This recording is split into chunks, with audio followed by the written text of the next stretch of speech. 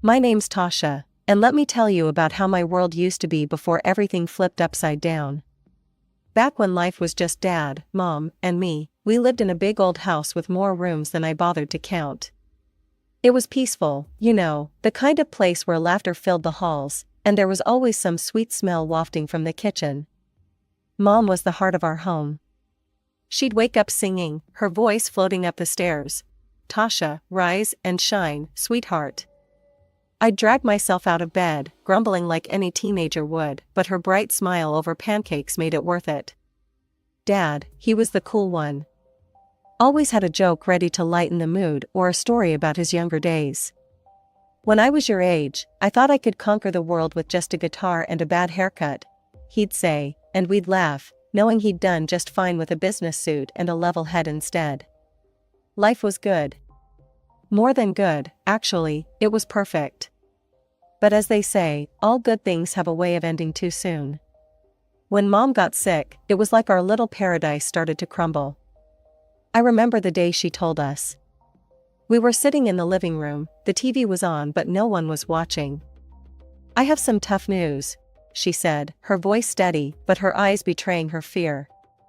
"Cancer." That word hit me like a ton of bricks. Dad reached for her hand, and they shared a look, a silent promise that they'd fight it together. The months that followed were rough. Hospitals, treatments, Mom losing her hair, but not her spirit. She'd joke about saving money on shampoo, trying to make it easier on us. But I saw the tears she thought she hid, heard the worry in Dad's whispers when he thought I was asleep. The day we lost her, everything changed. Dad and we tried to hold on to each other, to keep the pieces of our shattered family together. "We'll get through this, Tasha. We have to," Dad would say, his voice rough, the bags under his eyes getting darker each day. A year later, Dad brought someone new into our home. Victoria.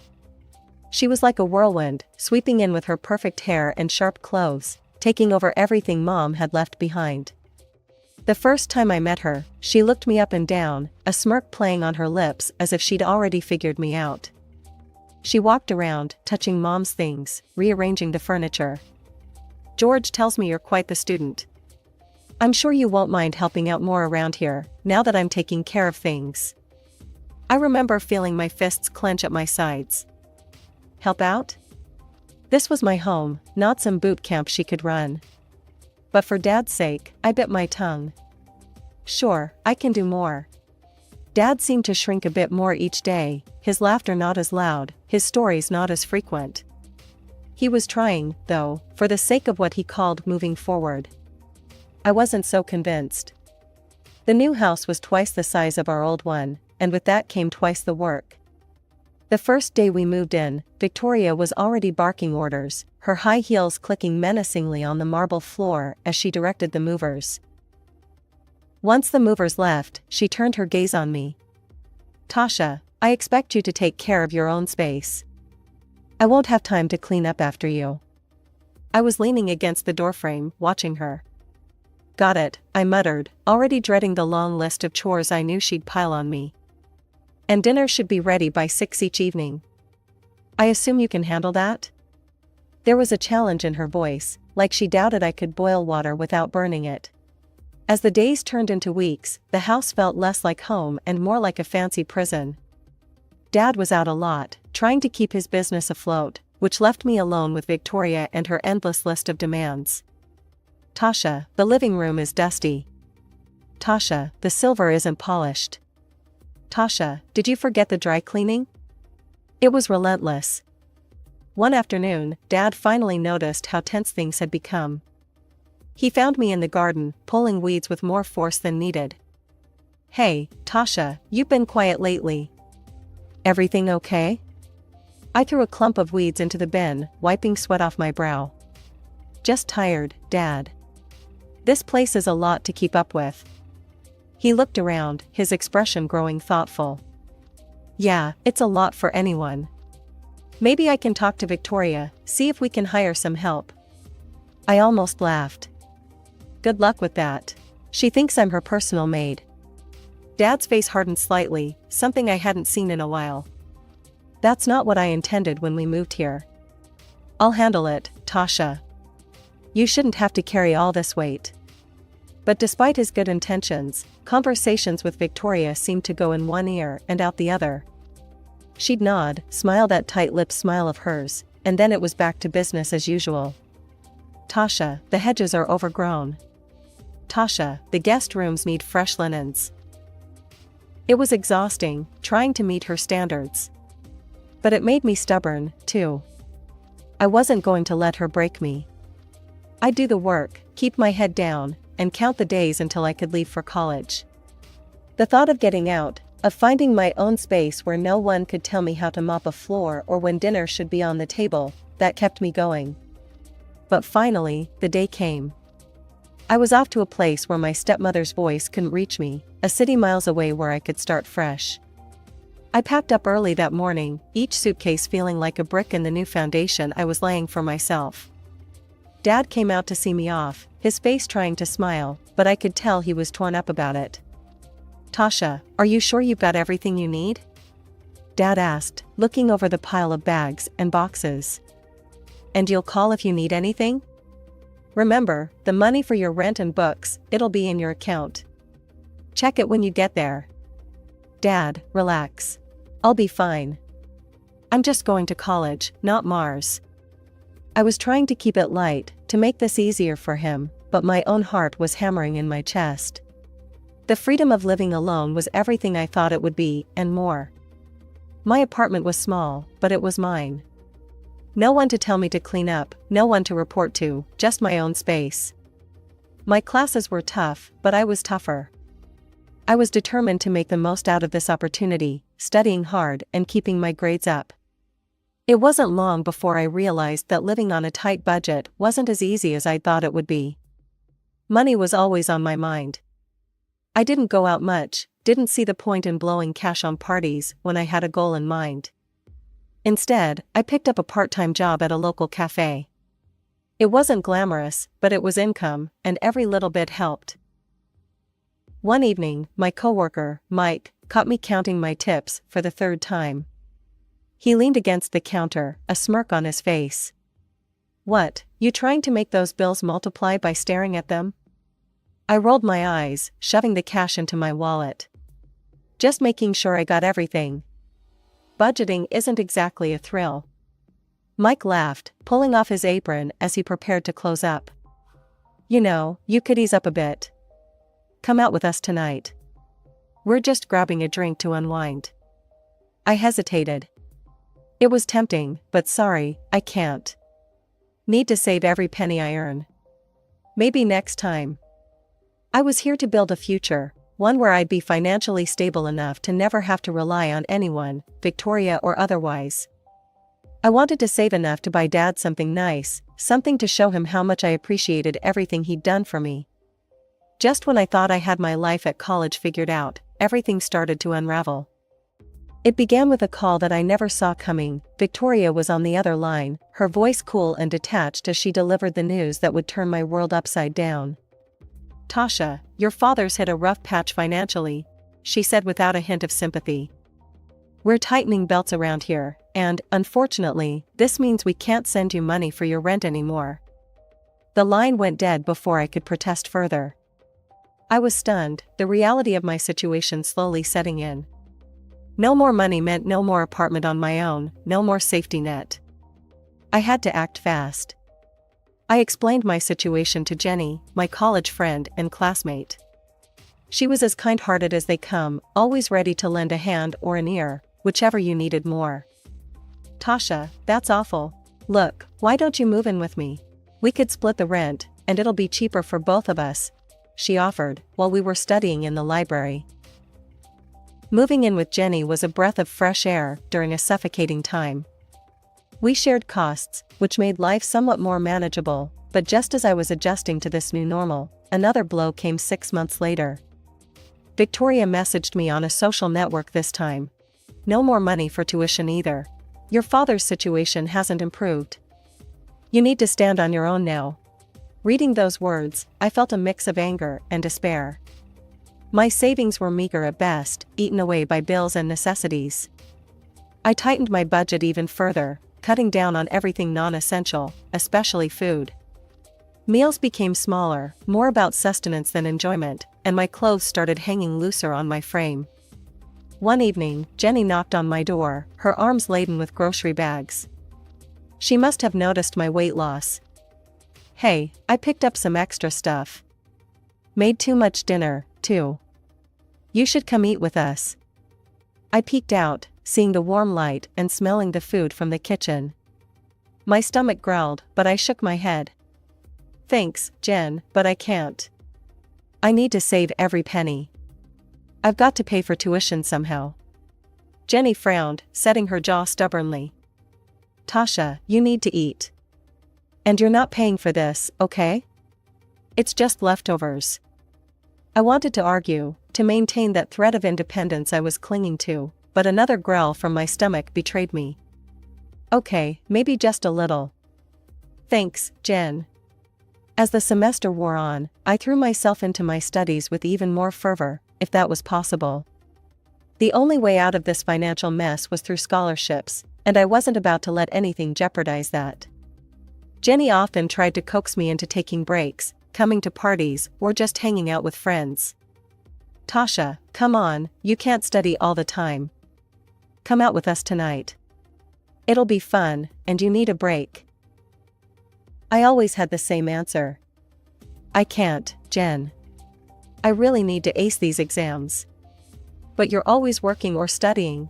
When do you ever relax?" Jenny protested, her concern evident. "Relaxing doesn't pay the bills," I replied curtly, my eyes never leaving my books. As the pressure mounted, my body began to feel the strain. Long hours at my jobs, followed by longer nights of studying, left me exhausted, running on fumes.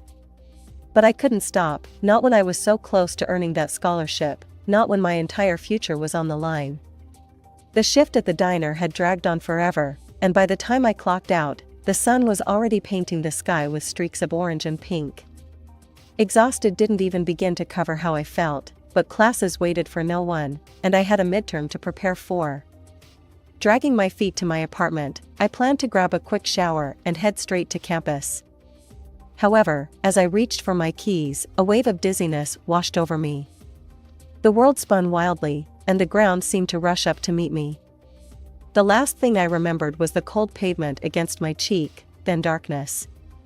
I woke up with a start, the sterile smell of antiseptic flooding my senses. Blinking against the harsh fluorescent lights, I found myself in a hospital bed, and 4 drip attached to my arm, and Jenny sitting by my side, her expression a mix of relief and worry. "Tasha, you're awake. God, you scared me. I found you passed out outside your apartment," Jenny said, her voice shaky. "You collapsed, Tasha. The doctors said you're severely malnourished and dehydrated. You've been pushing yourself too hard. You need to rest." Rest was a luxury I couldn't afford. Not now. Not with everything hanging by a thread. But arguing felt like running a marathon, and I didn't have the energy. After a couple of days under observation, I was discharged with strict instructions to take it easy. Instructions that might as well have been written in sand for all the good they did. I headed straight home, my body weak, but my mind racing with all the things I needed to catch up on. Once home, I tried calling Dad. I needed to hear his voice, to tell him what happened. Maybe, just maybe, he could help. But the calls went straight to voicemail. Frustrated and feeling more alone than ever, I dialed Victoria's number next. She picked up on the 3rd ring. "Yes? It's Tasha. I started, but the words tangled up, thick with emotions I couldn't control. "Your father is out of the country. Business," she interrupted sharply. "And before you ask, no, we can't help. You're on your own." Her words hit like a slap. But "There's nothing more to discuss, Tasha. You're an adult. Handle it." The line went dead, leaving a ringing silence in its wake. I sat there, phone in hand, the weight of her dismissal crushing. It was then, in that quiet apartment, that the reality of my situation truly sank in. I was alone. Utterly and completely. Exams were creeping up, looming over me like dark clouds ready to burst. The stress was a tangible thing, wrapping its fingers around my throat, making it hard to breathe. To keep up with my studies, I had no choice but to let go of one of my jobs. Money, already a trickle, now felt like it had dried up to a few last drops. Sitting across from Jenny in the little diner we frequented, I fiddled with the edge of the menu, my stomach growling but my wallet painfully thin. "Stop looking at the prices, Tasha. I've got this, okay?" Jenny said, her voice firm but gentle. She was trying to be supportive, but accepting help never got easier. "I'll pay you back. Every cent," I muttered, feeling the weight of each word. Jenny rolled her eyes, a smile tugging at her lips. Yeah, I know. Just order something hearty, alright? You look like you could use it." Reluctantly, I ordered the cheapest meal, my pride aching with every word. But Jenny was right, I needed the energy, especially now. As the exams rolled in, one after the other, I poured everything I had into them. Nights blurred into days, textbooks and notes scattered around me like a fortress. When the results came in, I couldn't believe my eyes, straight A's. A tuition bonus followed, a small but significant light at the end of a very dark tunnel. I should have been over the moon, but all I could do was collapse into bed, my body and mind shutting down from sheer exhaustion. I slept for days, missing calls and messages, the world moving on without me. One night, wrapped in the solitude of my small apartment, I dreamt of Mom. She was in our old kitchen, humming a tune, her smile warm and inviting. "Tasha, come here, sweetheart," she called, her voice a soft echo of better days. In my dream, I went to her, basking in the feeling of being home, being safe. But as dreams do, it ended, and I woke up in tears, the ache in my chest raw and fierce. The emptiness of the apartment was suffocating, and a desperate need to connect with her overwhelmed me. I made a decision then, one that felt like grasping at straws but necessary. I would go back to my hometown, visit her grave, and maybe, just maybe, find some of that peace I saw in my dream. Checking my bank account, I calculated what I could afford, a cheap bus ticket, the cheapest I could find. Work could do without me for a couple of days, I wasn't much use to them or anyone else in my current state anyway. "Jen, I'm going home for a couple of days," I told her over the phone, my voice more steady than I felt. "Home?" There was a pause, and I could picture her brow furrowing in concern. "Are you sure that's a good idea?" "Okay, but call me, alright?" "Anytime, day or night. Promise?" "Promise," I said, feeling a thread of warmth at her concern. The journey back was a blur, my thoughts a tangled mess of memories and what-ifs. As the bus rolled into the familiar streets of my hometown, a mixture of dread and longing settled in my stomach. It was supposed to be a simple visit, a moment to feel close to Mom again, but as I walked among the familiar gravestones, a figure in the distance caught my eye. My heart skipped, tall, with a familiar stoop of the shoulders, kneeling by a grave. My pace quickened, disbelief and hope churning within me. "Dad?" My voice was tentative, almost afraid to shatter the fragile moment. The figure turned, and our eyes met. There was a flicker of confusion, then recognition, and something that looked a lot like sorrow. "Tasha?" His voice broke, raw with emotion. It had been so long. I ran to him, no longer caring about the cold or the tears that had started to spill over. "Dad, what are you doing here?" He rose quickly, nearly stumbling in his haste, and enveloped me in his arms. I was suddenly 5 years old again, safe and cherished. I had a dream about your mother," he confessed, pulling back just enough to see my face.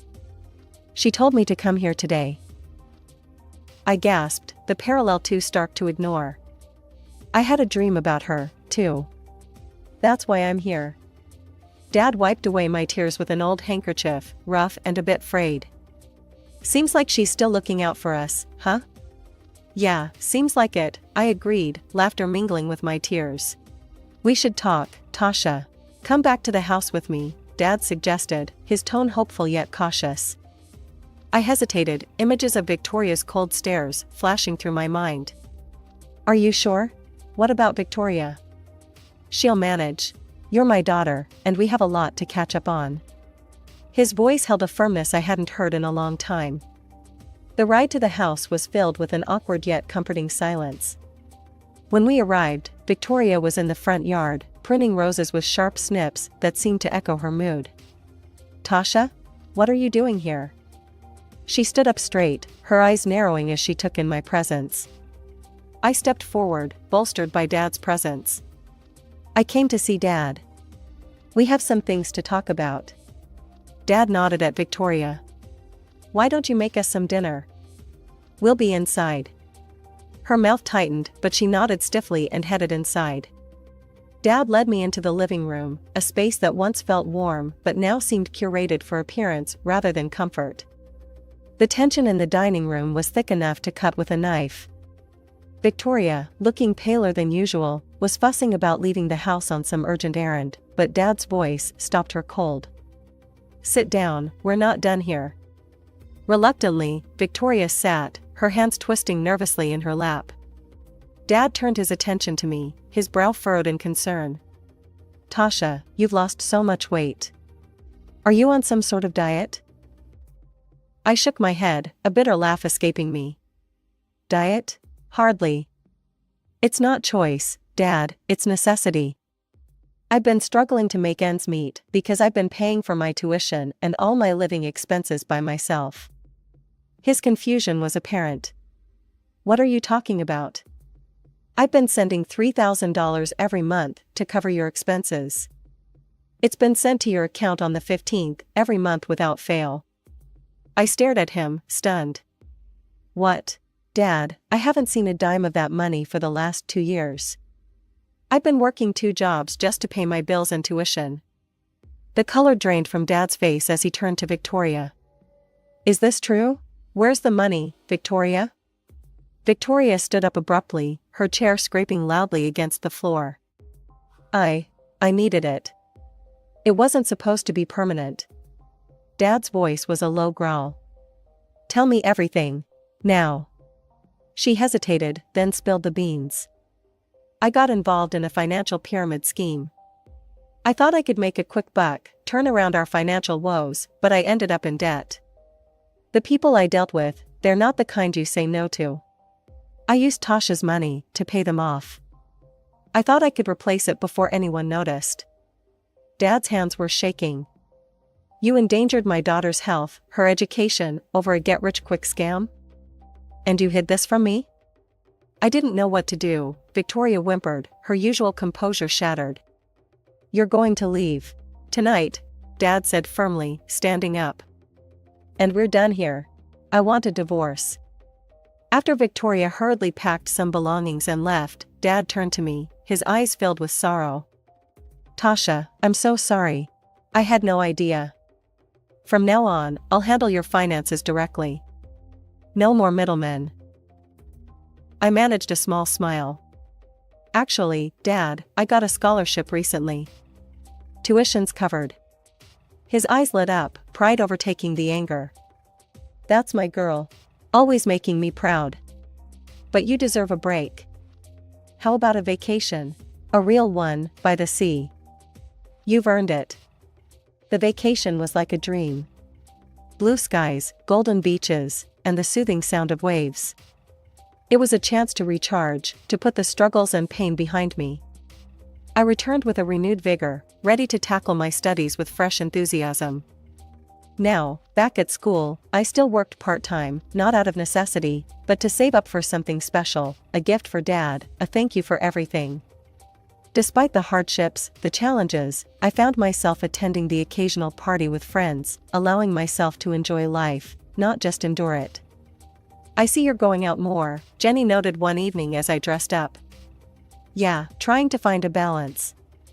I guess I'm learning it's okay to have a little fun," I replied, adjusting my earrings.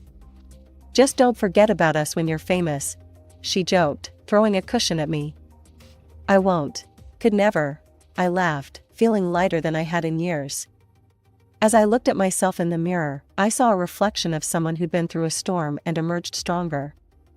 I was still careful with money, some habits are hard to shake, but now it was not out of desperation, but out of a desire to build a future I chose. A future that was finally looking bright.